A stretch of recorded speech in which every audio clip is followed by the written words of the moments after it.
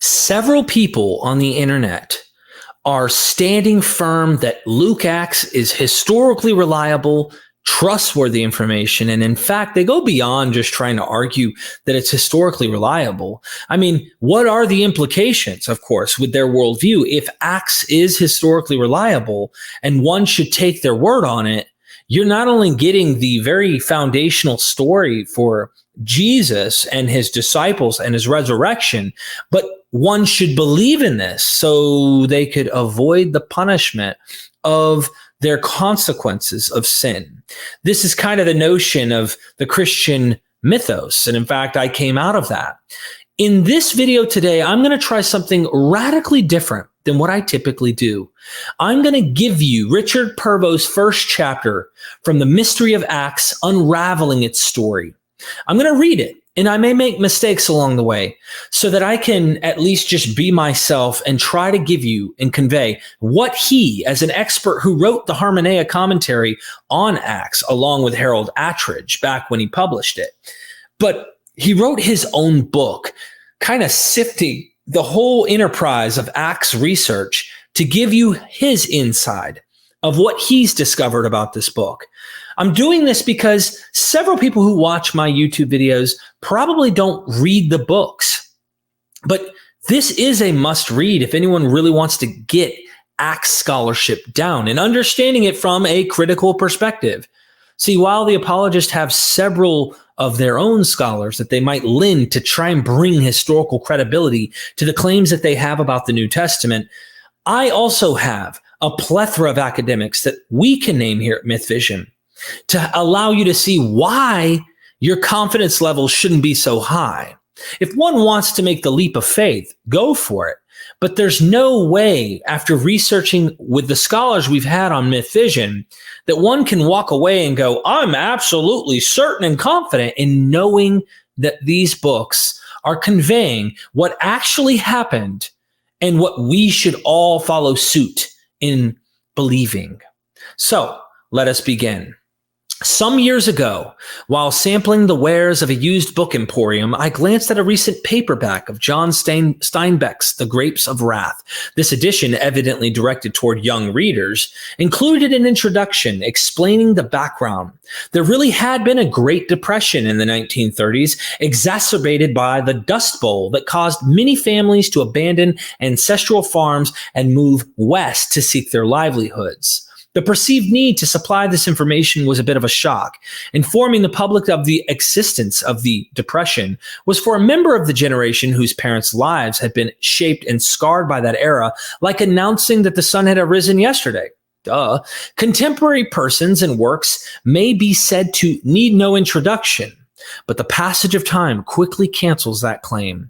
If appreciation of Shakespeare's 400-year-old plays requires some knowledge of the social circumstances under which he wrote, for example, that women's roles were taken by boys, creating a certain amusement when boys playing women dressed as boys, how much more is that knowledge likely to be important for works that are 5 times 400 years old? Yet languor, some might suggest rigor mortis, has overtaken the once lively discipline of biblical introduction, as many who have sought to help students learn can testify, seeking to arouse interest in the standard journalistic questions: who, what, when, where, how, and why, is about as fruitful as an attempt to promote the minuet as an attractive form of contemporary social dancing. The reasons for this discipline and interest are too numerous to explore here, and it must be said that if students often find this stuff boring, the discipline itself has become rather stale. It is tempting to relegate introductory matter to an appendix out of fear that the beginning with these basics will lead readers to set the book aside. Those who write an introduction to a single biblical book must therefore pose an introductory question to themselves. Why?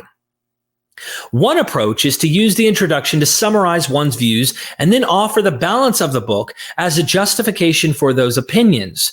This is, despite several reasonable complaints, a quite legitimate procedure. But a more artistic author will think that this is like a mystery writer telling both the reader and the detective who done it on the first page, and then devoting the remainder of the story to showing how the detective reached the aforementioned conclusion. An objection to attempts at artistry is that those seeking to unravel the Bible's mysteries should not write one. Another quite acceptable rationale for the introduction to alert the audience to the author's presuppositions and biases so that concerned readers may correct for these. An even more important goal is to make clear what questions the author is trying to answer and what methods he or she will use.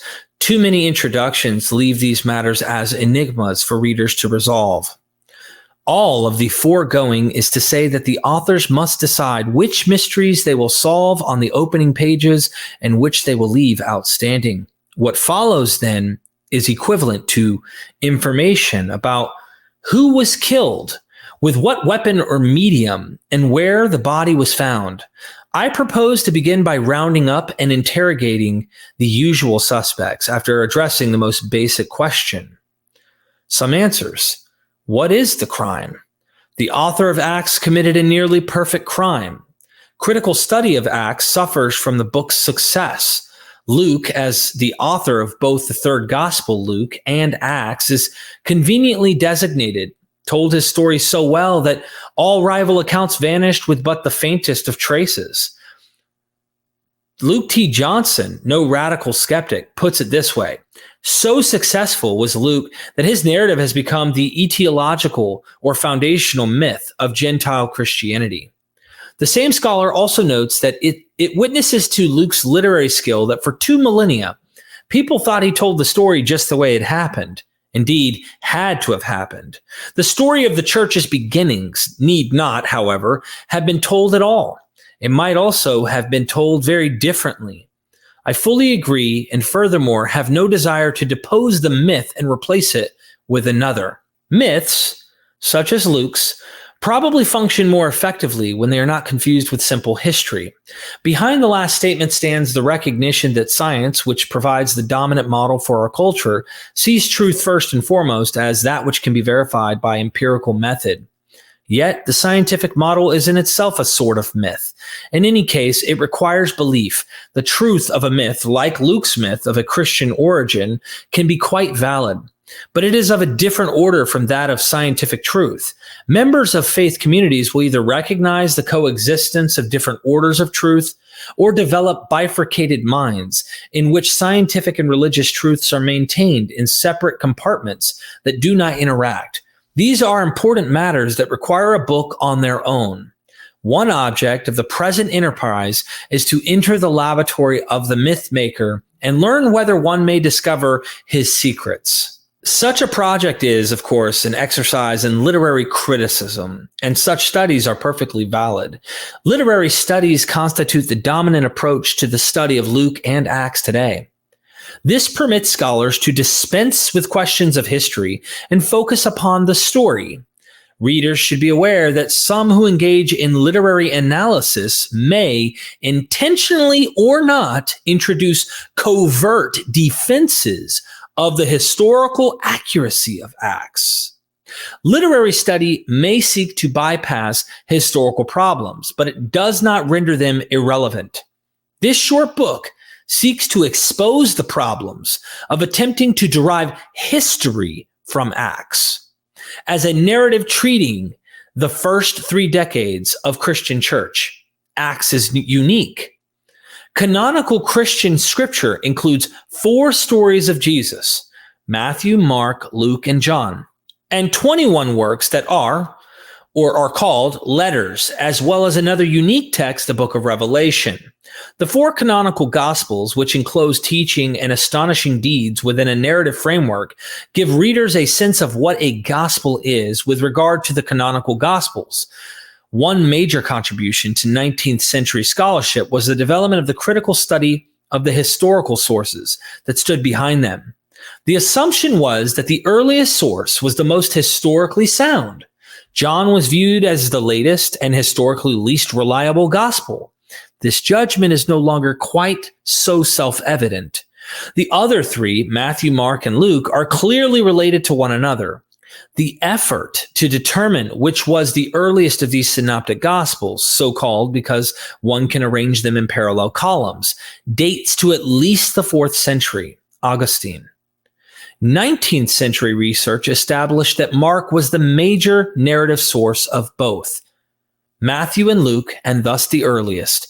Luke and Matthew shared another source, a written collection of sayings that became known as Q. Research issued during the first 2 decades of the 20th century destroyed the hypothesis that Mark provides an historically reliable account of Jesus' public life. Although the Gospels contain things that Jesus probably said and forms of stories that he told, these texts do not allow the reconstruction of his life beyond a very broad outline, many details of which do not derive from those texts. Critical scholars are likely to posit, for example, that Jesus was probably born at Nazareth, although both Matthew and Luke state that he was born in Bethlehem. Such deductions from sources do not, to be sure, prove that those sources are historically sound. Similarly, data introduced from external sources to illuminate a text cannot be used as evidence about that text. These 2 tips may seem superfluous, but scholarship on Acts includes many instances of this bad procedure. Take, for example, Acts 12, 1 through 23. Which reports a persecution led by King Herod. A large number of critics equate this figure with Agrippa I from 41 to 44 CE and utilize this datum to assert the historical accuracy of Acts and to help determine its chronology. Acts, however, knows but one king, Agrippa, and this gets explained in chapters 25 through 26, whom historians designate Agrippa II. Another powerful arrow in the quiver of those who defend the reliability of Acts is the invocation of coincidences between the Luke reports and what also appears in the Jewish historian Josephus. This came a deduction if a witness can be corroborated on some points by other witnesses, that authority should also be accepted on matters that cannot be corroborated. This principle may seem sound at first glimpse, but it is nearly worthless. The fact that Ruth Harrison claims to have seen the victim, Ralph Jones, drinking coffee in an outdoor cafe at 11 a.m. and a waitress confirms her testimony does not support Mrs. Harrison's contention that she did not shoot Mr. Jones at 4:30. The case for coincidences has been exploded by the near certainty that Luke used Paul's letters and the very strong probability that he was familiar with some of Josephus's works. These observations intimate that much scholarship on Acts has lacked the critical rigor that has long characterized gospel study. When Ernst Henschen's commentary on Acts 3 appeared in English translation, its skepticism astonished a generation of students at liberal seminaries. In the middle third of the 19th century, some German scholars, led by Ferdinand Christian Bauer, raised strong challenges to the early date and historical accuracy of Acts. Their arguments were opposed by a generation of British and German interpreters, including Theodor Zahn, William M. Ramsey, Joseph B. Lightfoot, and Adolf V. Harnack. By 1900, Acts appeared to have been vindicated, with due consideration for some exaggerations and errors, as well as allowance for the limitation of its sources. Acts had apparently ridden out the storm of scathing criticism. The major but never stated reason for reliance upon Acts is that without it, we should have nothing else, that is, no sustained account of Christian origins. Everyone prefers that the emperor have something to wear, even if the fabric and tailoring, color choice, and ensemble fall below sartorial ideals. The following pages of this book set out to demonstrate that although Acts is far from naked, much of its attire is, historically speaking, threadbare, poorly coordinated, and incomplete. One cannot write the story of Christian origins by giving Acts a makeover. If the story cannot be recovered, it is better to acknowledge ignorance than to build a house upon sand. Besides, Acts is not directly interested in the story of Christian origins. Its purpose is to show the legitimacy of the Gentile mission associated with Paul. It ignores much that does not fit this purpose. Take, for example, the beginnings of Christian movement in such places as Galilee, central to Mark. most of Syria, Alexandria, and Rome. Other facts are twisted to fit the thesis. Most apparently, Luke's presentation of the harmony among Peter, James, and Paul, for example, Acts 15, Luke's nearly perfect crime is not just what he neglected to mention, but his artistry in convincing readers that he has given them the big picture, when what he has painted is merely a distorted portrait of one admittedly major segment of the whole. Deconstruction provides no more than short-term rewards. Demolition of the edifice erected by Luke is, as stated, no more than a preliminary task. If the project of describing Christian origins can produce no more than bits, fragments, and conjectures, the result will be no better than worse. The result will be no better and no worse than what can be said of numerous other religions and movements. Acts is a beautiful house that readers may happily admire, but it is not a home in which the historian can responsibly live. That is the crime. Answers to specific relevant questions follow. Who wrote Acts? The Gospel of Luke and the book of Acts are like the biblical histories, anonymous. Anonymity reflects neither modesty nor concealment. Unnamed authors can serve as omniscient narrators. If, for example, the first book of the Hebrew Bible began with the statement that it was written by one Moses, who had led the people of Israel out of Egypt to the borders of the promised land, and then continued in the beginning when God created the heavens and the earth, an alert reader might object. How do you know that? Were you there? Anonymity allows narrators to see and know all they wish to report. In a phrase, anonymity conveys authority. Not appreciating the advantages of this posture or attributing it to divine dictation, better known as verbal inspiration, readers of biblical books have, from very early times, wished to identify a human author. One basis for such identifications of anonymous authors is tradition. In this case, the tradition that the third gospel and Acts were written by a person named Luke. Traditions may be correct. It could have been known and remembered that a certain Luke had in fact produced these books. They may also be the product of detective work. The text of Acts suggests that the author was a Gentile and a companion of Paul. Equipped with these clues, one turns to the Pauline letters in search of a suitable candidate. Those letters, written by the imprisoned Paul, were presumed to have been composed at Rome. In Colossians 4:10, the apostle sends greetings from several believers of Jewish background and 3 Gentiles, Epaphras, Luke, and Demas. 2 Peter 4:11, clearly written not long before the death of Paul, implies that Luke was there at the end. Only Luke was with me. And he is therefore the single viable candidate. In this process, as in the mystery novels, it is presumed that the guilty party must be among those named. Acts could not stem from an unnamed companion of Paul because God would not cheat by omitting the essential clues. The same rationale stands behind the belief that God has planted within the Bible clues from which one can deduce when the world will end. The Almighty simply wouldn't neglect us to provide information about the topic of such vital interest to human beings. Those who hold that Christian scriptures are a puzzle that, when resolved, will yield answers to questions of vital interest to humanity will probably be happier if they stop reading this book. Biblical prophets tended to provide God's answers to questions that people preferred not to ask, such as whether it was proper to oppress the poor, or to hedge one's bets by venerating local gods with particular specializations such as agriculture or disease, or whether the temple cult constituted an absolute guarantee of national security. To return to the subject of valid evidence, it is often asserted that tradition should be accepted unless clearly refuted by indisputable facts. This claim may look reasonable, but it is without scientific basis.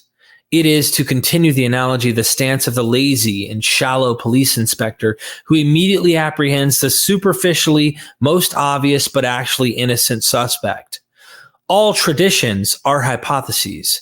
Good detectives understand that hypotheses purveying convenient solutions demand careful scrutiny. The tradition that Acts was composed by Luke, the companion of Paul, was most welcome to early Christian opponents of a theology promulgated by Marcion of Sinope, who argued that Paul was at odds with the other apostles. For these writers, Luke was a convenient solution to the question of who wrote Acts. Too convenient. The perspicacious detective will say, second century Christian writers may well have deduced from the very passages noted above the helpful information that Luke, a companion of Paul, wrote Acts. Granted, the police inspector may say, but that does not prove that the deduction was wrong. Negatives are notoriously hard to prove and therefore rarely constitute a good line of investigation. In this case, more can be gained from an analysis of the quality of the evidence. Both Colossians and 2 Timothy are among the disputed epistles. It is not likely that Paul wrote Colossians and quite improbable that he composed 2 Timothy. The greetings in Colossians 4:10 through 14 appear to be embroideries of those found in Philemon 2:4. That is, Philemon was a source of Colossians. Among the list of greetings that often come toward the end of Pauline letters, those in Philemon and Colossians are unique in their similarity. In some, the tradition could be valid, but it is suspiciously convenient, and the evidence that supports it is dubious. Furthermore, the content of Acts stands against this tradition, for it views the Pauline world from a perspective of about 50 years after Paul's death. All that can be said about the author of Acts must be deduced from the book. This is a risky procedure. Actual authors may not have the same opinions and worldview as those of the author implied by a text. Although people frequently assume that they do so, as can be seen in attributing such sentiments as neither a borrower nor a lender be to Shakespeare, rather than to a fictional character created by William Shakespeare. Shakespeare, for his own part, may have thought that reasonable people might from time to time engage in either or both. Assuming that risk, it appears that the author of Acts was a Gentile, and from the grammatical gender of a participle in Luke 1:2, a male. Less debatable is that this person had some Greek education and was quite well versed in the language of the Greek Bible, whose content and style he could imitate. Another reasonable hypothesis is that the author of Acts was either a lifelong Christian or had been a part of the movement for many years. That he was a companion of Paul seems quite unlikely for a number of reasons. Positively, he was quite familiar with the region bordering the Aegean Sea, which divides modern Greece from Turkey. This matter of geography leads to another conclusion. Where was Acts written? The traditional provenance is Antioch, but Ephesus is more likely. The narrator is at home in the Aegean area, vastly more familiar with cities and routes there than those in southern Asia Minor or Palestine. Whenever the narrative moves inland, the geographical details become more vague, if not simply erroneous. Ephesus also seems a more suitable basis for the geographical perspective of the author we call Luke than would be in Corinth. For example, as Rome lies at a considerable distance from the narrator's eye, Ethiopia is in the far south, a perspective common to all people of the Mediterranean countries. But Alexandria in Egypt is also beyond his horizon, as is all that lies east of Damascus or north of Central Asia Minor, modern Turkey.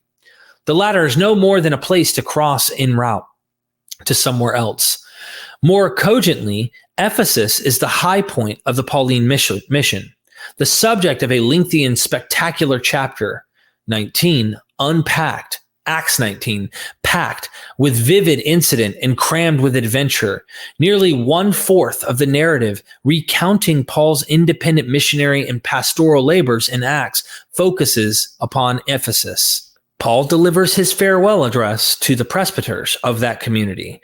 Those leaders hear his own summary of his career, his warnings of what is to come, and his exhortation to do their duty after he has gone. Yet, In Acts 19, Paul, who is the subject of the entire chapter, is no longer on stage after verse 10. For Luke, Ephesus is the location where the battle over the Pauline legacy is to be waged. In the first quarter of the 2nd century, Ephesus was a center of controversy, much of which revolved about or interacted with the Pauline heritage. Other writings and teachers associated with Ephesus include the Deutero-Pauline epistles, Colossians, and Ephesians, the book of Revelation, the pastoral epistles, 1st and 2nd Timothy and Titus, Ignatius of Antioch, and Cerinthus, an early Gnostic. Ephesus was the site of at least one Pauline school or circle. There, in all probability, Paul's letters were gathered into a collection. This collection, eventually supplemented with the pastorals together with Luke and Acts, became the pillars of the proto-Orthodox construction of the Pauline legacy. The association of Acts with Ephesus involves more than a geographical location. This provenance places Acts in the context of the battle over Paul, a struggle that began within the apostles' lifetime and endured until the 3rd century and beyond. When was Acts written? Scholarly consensus has dated Luke and Acts at circa 85, with a dwindling number who placed the work in the 60s and a larger minority who preferred the last decade of the 1st century. The consensus date is a convenient compromise that seems to demand little proof. I have argued elsewhere at considerable length that Acts belongs to the 2nd decade of the 2nd century, circa 115 to 120. The author's use of Paul's letters and his probable knowledge of the antiquities of Josephus rule out a date before 100. And whereas the Gospel of Matthew, for example, seeks to justify the existence of the Jesus movement as an increasingly Gentile body, Luke and Acts justify an existing boundary between two religions, Judaism and Christianity, the latter of which is the valid heir of God's promises. Acts is also familiar with the organization and issues of Christian groups during the first decades of the 2nd century. The author we call Luke writes narratives like those of the evangelist. For example, Mark, John, Matthew, who told their stories for believers, but his mind is partly occupied with the questions of the apologist, who from the middle of the 2nd century onward defended the faith against its polytheist critics and those who they thought were betraying it. Acts is also aware of the different understandings of the Christian message that would give rise to orthodox and heretical formulations of the faith. Acts was written after the gospel. As much as a decade could have elapsed between the time when the author began to write Luke and the completion of Acts, but this is no more than a guess. The two volumes are related. The assumption that Luke planned to write 2 books at the outset of his labors cannot be proved, but it is not unreasonable. The spectrum of possibilities ranges from an enthusiastic writer who decided at one point to continue the story beyond where Mark ended, Mark 16:8, and found that this would require another roll of papyrus, all the way to a careful designer who first planned the entire work and then filled in his outline. Probability lies on the side of the planner, but spectrums have many points. Chapter 2 will look at the question of the relation between Luke and Acts. Why was Acts written? The preface to Luke supplies a purpose, so that you may know the truth concerning the things about which you have been instructed. Luke 1:4. You refers to the dedicatee, Theophilus, and by implication to all believing readers. A substantial majority of authorities would designate Luke Acts as legitimating narrative. Narrative refers to the medium, story, rather than treatise, sermon, letter, catechism, etc. The unseemly participle, legitimating, expresses the purpose. Acts propounds the legitimacy of Christianity as a largely Gentile religion and as the valid heir to the promises God made to Israel. The Roman government government is not the target of the book, for Roman officials would find it disagreeable in style and obscure in content. Equally difficult to imagine is an audience of traditional Jews who would regard much of the work as odious and its claims as highly preposterous. Luke's problem was not simply that God's fulfillment of the ancient promises led to the inclusion of Gentiles. Many Jews would have agreed with this ideal, at least at one time, although most would have preferred to say former Gentiles. His task was to demonstrate that Gentile Christianity was the legitimate inheritor of those old promises, and not just any form of Gentile Christianity, but the fruit of the Pauline mission, which is to say, Christians who rejected Torah, the essence of Judaism. From the market perspective, Pauline Christianity required no defense, for it was flourishing, at least in some localities. But the question of the relation of old to new remained open. If Luke and others represented a form of Christianity that hijacked the Israelite legacy along with its sacred writings and claimed them as its own, some went him one better and hijacked Paul by disowning any connection between the religion of Israel and faith in the God proclaimed by Jesus and propagated by Paul. The single well-attested representative of this trend was the above-mentioned Marcion, who claimed that there was no link between the punitive and militant creator God of the Jewish scriptures and the loving God of Jesus. The narratives of Luke and Acts, with their strong emphasis upon continuity in the story of salvation, are so effective as a counter to Marcion's arguments that the books look as if they could have been written or revised to refute him. And some have contended that this was indeed their purpose. For those readers who think that the plot requires thickening, one may note that others built upon Paul's statements about divine wisdom and heavenly secrets, 1 Corinthians 1-4, to erect a speculative theology designed to relate human destiny to cosmic mysteries. Early phases of this technique can be seen in the Deutero-Pauline Colossians and Ephesians, as well as in the anonymous letter to the Hebrews. Its most radical product can be found in the Western representatives of what is called Gnosis or Gnosticism, although others, including Ignatius, a bishop of Antioch circa 125, and the Alexandrian Christians, Clement and Origin, sought to remain closer to what would become the mainstream. Others turned Paul's apocalyptic thought in the direction of the coming fiery vengeance upon evildoers. Such ideas hold a central place in 2 Thessalonians and are still vigorous in the Acts of Paul, which appeared around the middle of the 2nd century. Other texts welcome Paul's epistolary method and pastoral technique without fully embracing his theology. Among these are 1 Peter, which does not mention Paul, but shares some of his theological outlook, and 1 Clement, which admires and quotes Paul, but shares even less of his theological outlook. This matter is complicated by the probability that Paul shared a number of early traditions with these writings. That is, that they had some common sources. A number of early Christians may do without Paul. The Gospel of John is a canonical example of a theology that has affinities with Pauline thought, but seems to have been developed independently. More or less full independence from Paul evidently endured only in eastern Syria, and what survives from this region looks heretical by Western standards, as even a casual reading of the Acts of Thomas will reveal. Then there were those who cared for Paul not at all. Most of them fall into that ill-defined and inappropriately named bag-labeled Jewish Christianity. The Gospel of Matthew shows great openness to Gentiles who will presently constitute a majority of the community. But its rigorous ethic views Paul's ideas as an invention to libertinism.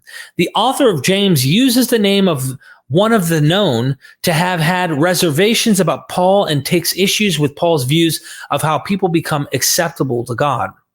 On justification, Galatians, and then James 2:14-26.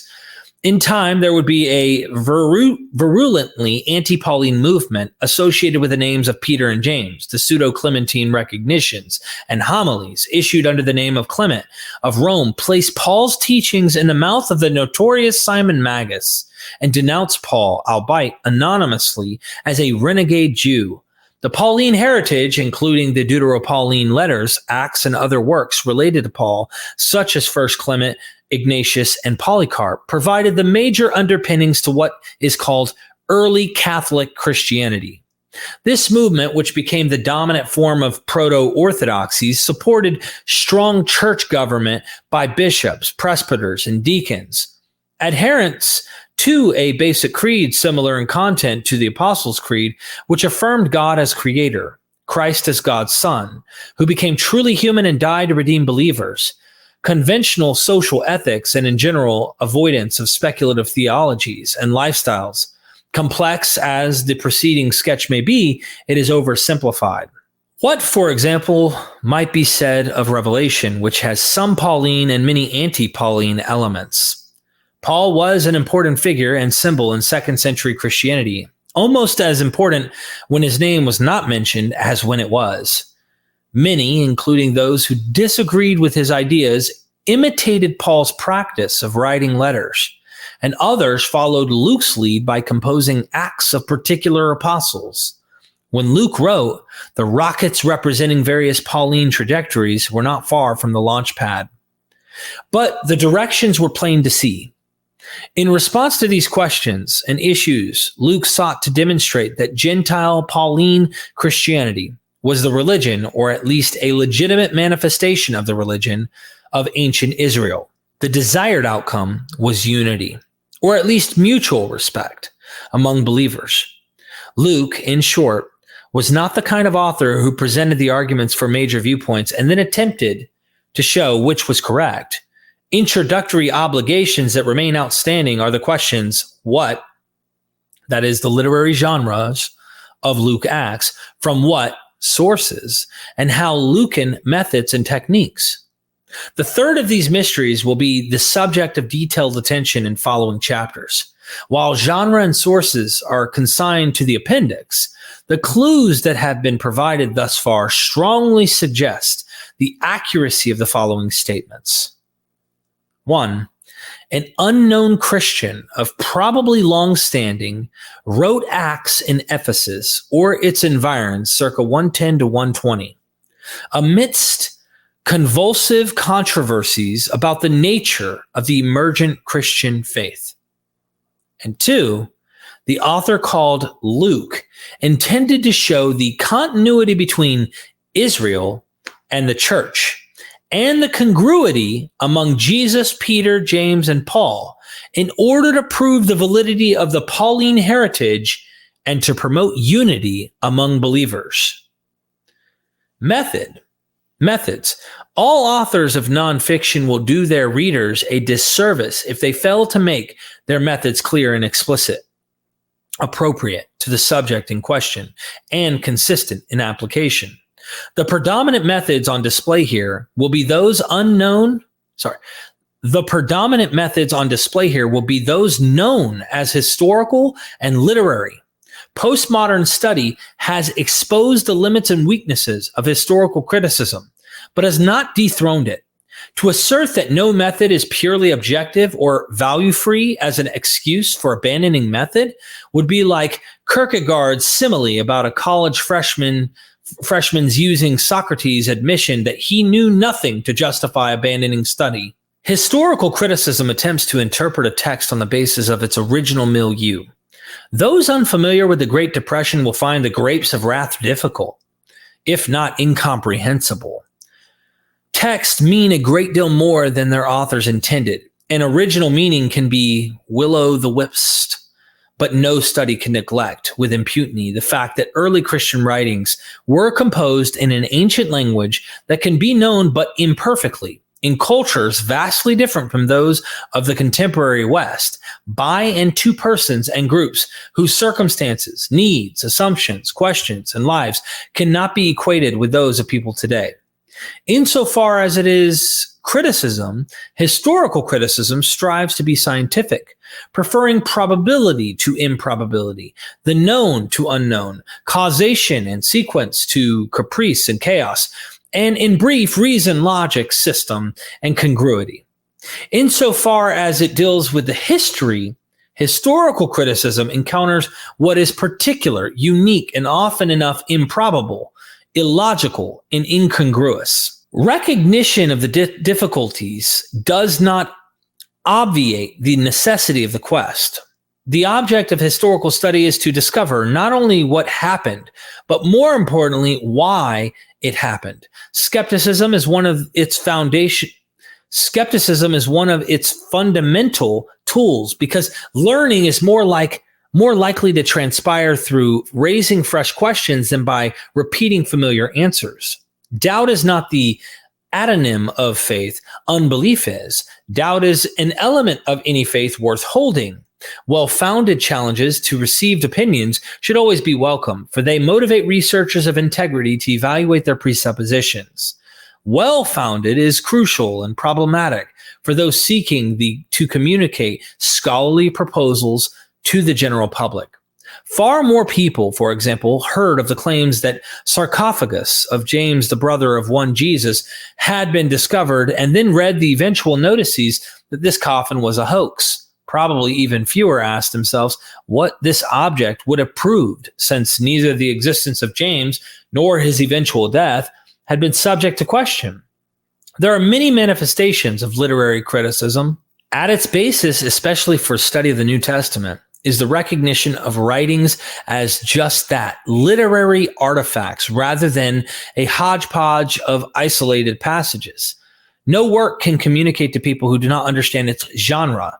Those who do not accept the literary convention that people routinely deal with their personal challenges by engaging in homicide will not be able to tolerate a murder mystery, nor will those in search of a good science fiction find satisfaction from a treatise on rocket science. Meaning comes, of course, from context. Neither a borrower nor a lender may or may not be good advice. Its original literary function was to reveal the character of Polonius. For a book like Acts, the essence of literary criticism is to look for the meaning of the whole in the part, and that of the part in the whole, as well as to inquire how the whole or part functions as narrative literature, rather than simply as religious sentiment or doctrinal theory. Other methods have a great deal to offer, but because historical and literary criticism are the most appropriate tools for this project, they will dominate this book.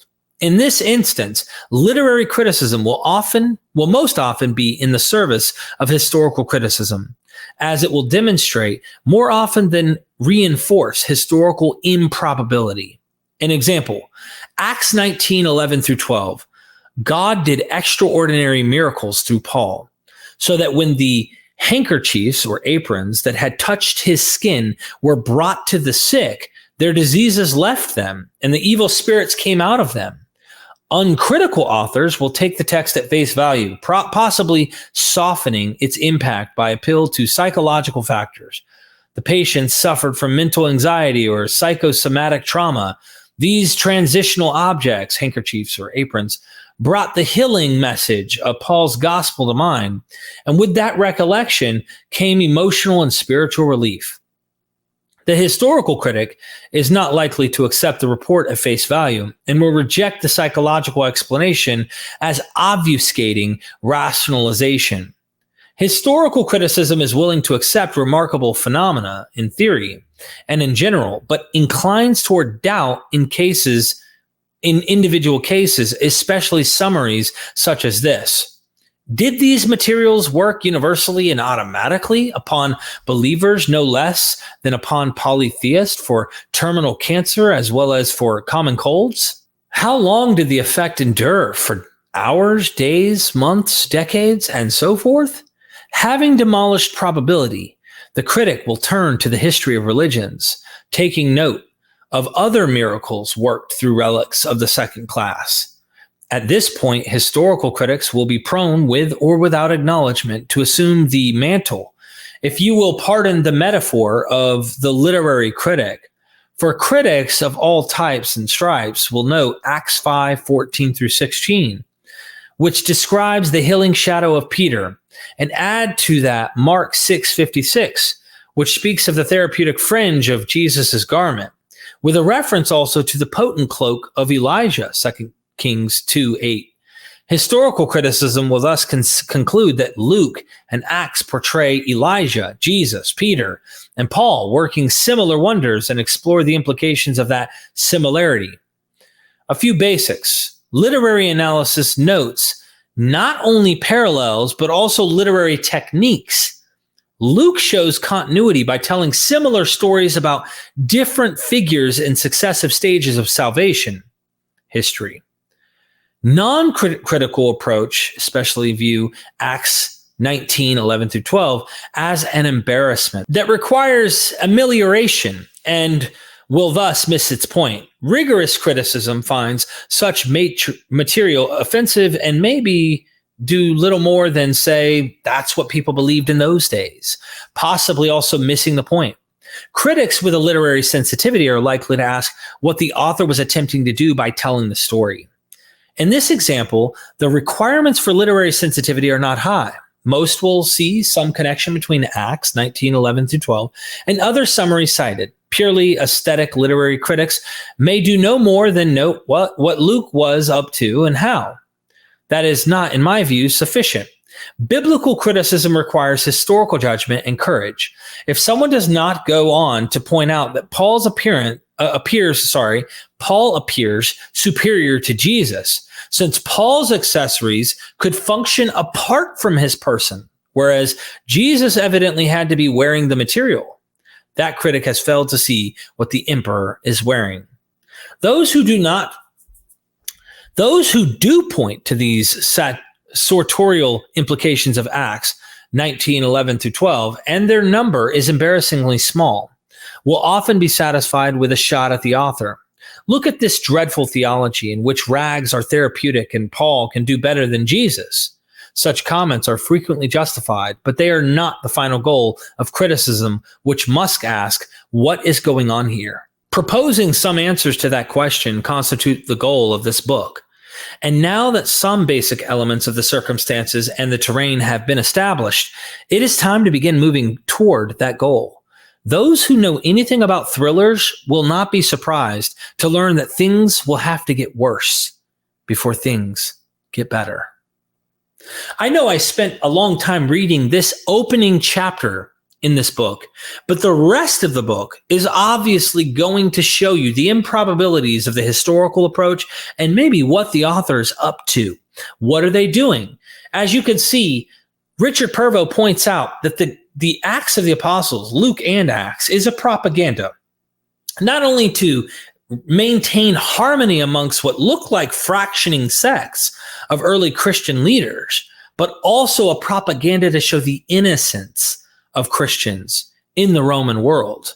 Is Theophilus needing someone to back up the innocence of this movement because they've been guilty and been considered criminals with superstition in mind? I think so. And I agree with the dating of this to the 2nd century, along with its awareness of Josephus. But maybe I'll roll out more episodes, diving deeper into what is going on with this work of Acts. But just because you see these undesigned coincidences or other apologetics to try and make this some historical reliable truth, cut it out. Go read what these academics are saying before you try and draw those kind of conclusions. Thank you for taking the time to watch this video. Hit the like button. Support us if you like what you see and are hearing. We appreciate that. And never forget, we are MythVision.